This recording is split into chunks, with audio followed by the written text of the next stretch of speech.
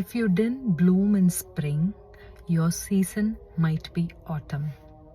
Until then, keep going. என்னோட லைஃப்பில் எனக்கு 2007 என் கெரியர் ஆரம்பிச்சு 2008 என்னோடய பர்சனல் கமிட்மெண்ட் ஸ்டார்ட் ஆச்சு.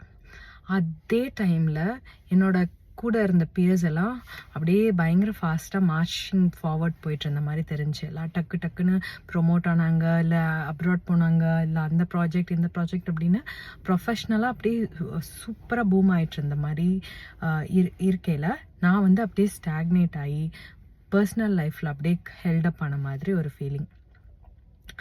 அதுக்கப்புறம் ஸ்லோவாக இயர்ஸ் ஆக 30, 31, 35 அப்படின்னு அன்ஃபோல்ட் ஆகையில் தான் லைஃப் அப்படியே ட்ராக் மாதிரி இப்போ ஓரளவுக்கு பர்சனல் லைஃப் செட்டில் ஆகி ப்ரொஃபஷ்னல் லைஃப்பில் கொஞ்சம் நல்லா ஃபுல் ஃபோக்கஸ்டாக இருந்து எனக்கான க்ரோத்தை என்னால் பார்க்க முடிஞ்சுச்சு.